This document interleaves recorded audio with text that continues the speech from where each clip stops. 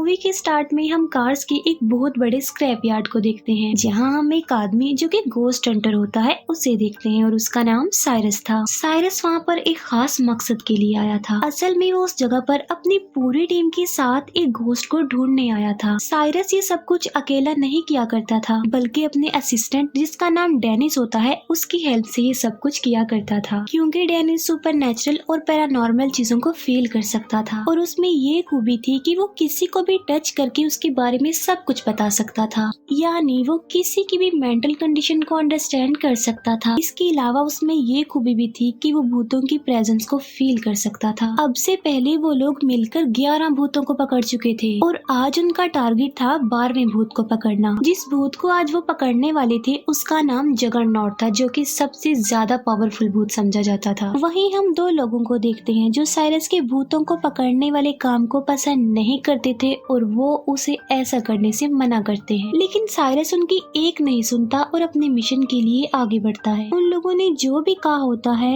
वो उसे इग्नोर करके अपने भूत को तलाशने लग जाता है और अपनी टीम की हेल्प से उस पूरे स्क्रैप यार्ड में खून का छिड़काव करवा देता है और साथ साथ स्पीकर में मैजिकल वर्ड्स भी प्ले कर देता है। मंत्र को सुनकर थोड़ी देर गुजर जाने के बाद जगरनॉट वो भूत वहाँ पर आ जाता है। अब क्योंकि जगरनॉट एक खतरनाक भूत था तो वो आते ही एक एक करके सबको मारना शुरू कर देता है। साइरस जगरनॉट को कैद करने के लिए एक काफी बड़ा ग्लास का बॉक्स भी अपने साथ लाया होता है, जिस पर चारों तरफ भूतों को कैद करने वाले कुछ स्पेल्स भी लिखे होते हैं। अब जगरनॉट सबको मारते हुए फाइनली उस ग्लास बॉक्स में चला जाता है और उसमें कैद हो जाता है। लेकिन इसमें एक कर्ज था और वो ये कि जब से जगरनॉट उस जगह पर आया था वहाँ हलचल सी मच गई थी। हालात अजीबोगरीब हो गए और तो और टीम के काफी लोग भी मारे जा चुके थे और उन मरने वाले लोगों में साइरस भी शामिल था। जी हाँ, साइरस भी अब मर चुका था। इसके बाद हमें एक फैमिली दिखाई जाती है जिसमें टोटल 5 लोग थे, जिसमें घर के हेड का नाम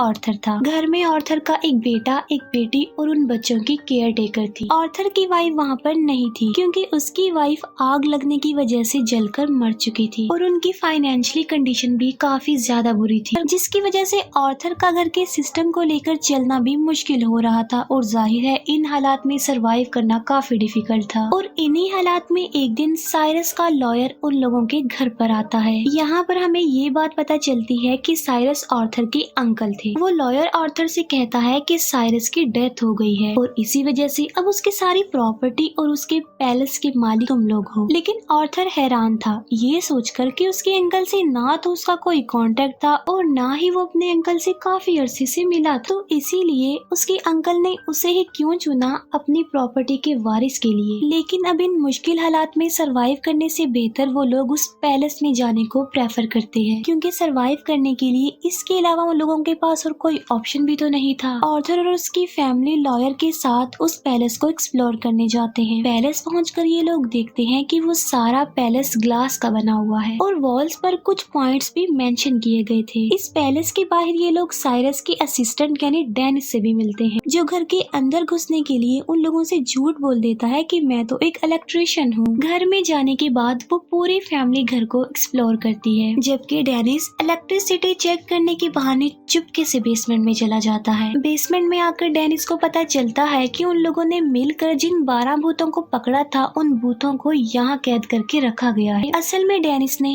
एक क्रीपी ग्लासेस पहन रखी थी, जिसकी वजह से वो उन भूतों को देख पा रहा था। डेनिस को जब ये सब पता चलता है तो वो सारी बात आकर आर्थर को बता देता है और कहता है कि यहाँ से जितना जल्दी हो सके निकल जाओ, और हवेली के पेपर्स पर साइन करने से भी मना करता है और साथ साथ वो अपने बारे में भी बता देता है कि मैं कौन हूँ। लेकिन आर्थर तो उसकी बातों पर बिलीव करने को तैयार ही नहीं था। फिर हम देखते हैं कि वो लॉयर अपनी पेमेंट लेने के लिए बेसमेंट के एक रूम में जाता है। असल में वो लॉयर भी इन भूतों के बारे में जानता था। लॉयर कैश वाला बैग वहाँ से उठाता है और वो बैग एक लीवर मशीन पे रखा हुआ था। बैग उठाने की वजह से वो लीवर ट्रिगर्ड हो जाता है और पूरा पैलेस लॉक्ड हो जाता है और सारे बॉक्स जिनमें भूतों को कैद किया था वो भी ओपन हो जाते हैं और सारे के सारे भूत एक एक करके आजाद होने लगते हैं। लॉयर जब वहाँ से जा रहा होता है तब उसका सामना एक फीमेल गोस्ट यानी एंग्री प्रिंसेस से होता है और जान बचाने के लिए वो भागने लगता है, लेकिन 2 ग्लास डोर में फंसने की वजह से उसकी बॉडी के 2 टुकड़े हो जाते हैं। आर्थर के बच्चे इस घर में आकर काफी खुश होते हैं। आर्थर का बेटा खेलते खेलते खेलते बेसमेंट में आ जाता है और वो बच्चा भी वो ग्लासेस पहन लेता है, जिसकी वजह से उसे गोस्ट नजर आने लगते हैं और उन भूतों में उसकी मदर का गोस्ट भी था। वो बच्चा डर कर भागने लगता है लेकिन दीवार से टकरा जाने की वजह से बेहोश हो जाता है और तभी हम देखते हैं कि उस बच्चे को घसीट कर कोई ले जा रहा होता है। उस बच्चे के अचानक मिसिंग होने की वजह से उसकी सारी फैमिली परेशान हो जाती है और वो लोग उसे ढूंढने लगते हैं। उन बच्चों की केयर टेकर को गोस्ट पर बिलीव नहीं था। डेनिस उसे भी वो ग्लासेस पहना देता है जिसकी वजह से अब वो भी गोस्ट को देख पा रही थी। उस बच्चे की सिस्टर उसे ढूंढते ढूंढते बेसमेंट में आ जाती है और यहाँ पर उसका सामना सबसे पावरफुल और खतरनाक गोस्ट से होता है। डेनिस को पता था कि ये गोस्ट जगरनॉट के बाद सबसे खतरनाक भूत है। वो भूत आर्थर की बेटी को मारने ही वाला होता है कि तभी हमें वो लेडी दिखाई जाती है जिसे हमने पहले भी देखा था। वो लेडी जो साइरस के काम को डिसलाइक करती थी, वो उस भूत को वहाँ से भगा देती है और आर्थर की बेटी को बचा लेती है। वो लेडी कहती है कि मैं भूतों और डीमंस को भगाने की एक्सपर्ट हूँ और मैं उन भूतों को यहाँ से भगाने आई हूँ। वो लेडी आर्थर को एक काफी पुरानी बुक भी दिखाती है और वो इतनी पुरानी बुक थी जो कि 50th सेंचुरी में लिखी गई थी। इस किताब को लिखने वाला एक नजूमी था। वो कहती है कि इस बुक में एक ऐसी मशीन का जिक्र किया गया है जिसकी मदद से हेल का दरवाजा खुल सकता है और किसी भी इंसान के पास्ट, प्रेजेंट और फ्यूचर के बारे में भी जाना जा सकता है। असल में जिसने भी ये किताब लिखी थी उसे भी शैतान ने पोजेस्ड किया हुआ था और उसने इसी हालत में ये किताब लिख दी। बुक के अकॉर्डिंग इस मशीन को चलाने के लिए टोटल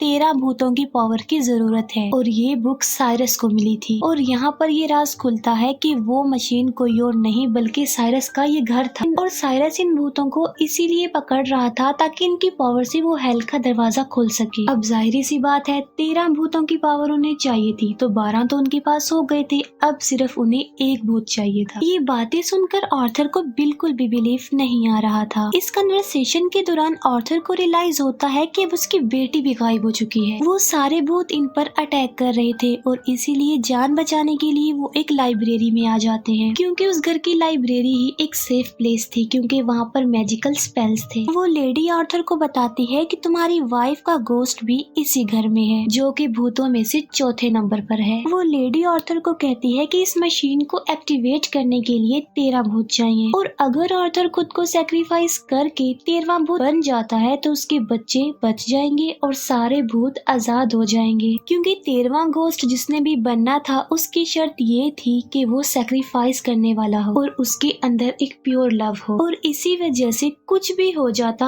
आर्थर को ही 13वां भूत बनना था। आर्थर उस लेडी से पूछता है कि इस घर में कौन कौन से भूत कैद हैं। आर्थर के पूछने पर वो लेडी सारे भूतों के बारे में उन लोगों को बताती है। Ghost number 1 the first born son, second is torso, third the bound women, fourth the withered lover जो कि आर्थर की वाइफ थी, 5 torn prince, 6 angry princess, 7 pilgrims, 8 the great child, 9 dire mother, 10 the hammer, 11 jackal and 12 juggernaut. और 13वां ghost जो भी होगा उसका नाम होगा ब्रोकन हार्ट। आर्थर ये सब कुछ सुनकर समझ गया था कि 13वां गोस्ट उसी ने बनना है और वो अपने बच्चों की जान बचाने के लिए खुद को सेक्रीफाइस करने पर तैयार हो जाता है। आर्थर खुद को मारने लगता है लेकिन डेनिस उसे ऐसा करने से रोक लेता है ये कहते हुए कि एक लास्ट टाइम अपने बच्चों को तो ढूंढो। और आर्थर डेनिस की बात मानकर उसी के साथ एक स्पेल वाली वॉल लेकर अपने बच्चों को ढूंढने लगता है। ये लोग बच्चों को ढूंढने के लिए बेसमेंट में जाते हैं और वहाँ पर जगरनॉट और हैमर इन पर अटैक कर देते हैं। उनसे बचते बचाते आर्थर तो बच जाता है लेकिन डेनिस को जगरनॉट भूत मार डालता है। और यहाँ पर एक बड़ा राज रिवील होता है और वो ये कि साइरस अभी जिंदा था और वो लेडी और साइरस आपस में बातें कर रहे होते हैं। असल में ये सारा प्लान साइरस और उस लेडी का था और साइरस ने अपनी झूठी मौत का ड्रामा क्रिएट किया ताकि आर्थर को यहाँ लाने के बाद उसे उसकी जान लेने पर मजबूर कर दिया जाए। और इसी वजह से उसने आर्थर के बच्चों को भी किडनैप करके कहीं पर रखा हुआ था। उस लेडी को साइरस का ये सब कुछ करना पसंद नहीं आ रहा था और वो साइरस को कहती है कि अब ये सब कुछ करना बंद कर दो, लेकिन साइरस उसकी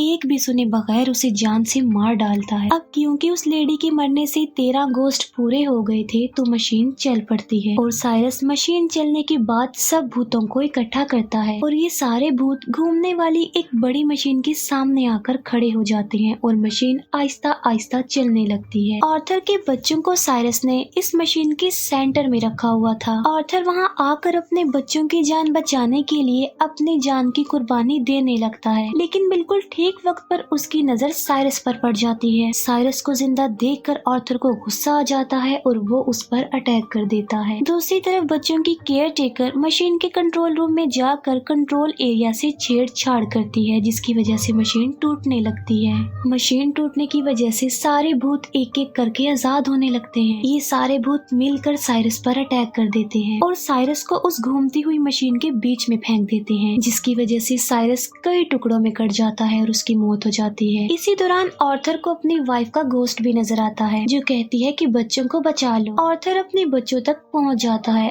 आर्थर भी बिल्कुल सही सलामत था और उसके बच्चे भी। वो मशीन अब पूरी तरह से टूट चुकी थी। मशीन टूटने की वजह से सारे भूत आजाद होकर उस घर से जाने लगते हैं। आर्थर अपनी वाइफ के घोस्ट को फिर से देखता है, जो उन्हें आई लव यू कहकर सडन गायब हो जाती है। आर्थर की फैमिली बिल्कुल सेफ और वो लोग सही सलामत वहाँ से बाहर निकल आते हैं और यहीं पर ये मूवी एंड हो जाती है। Thank you for watching.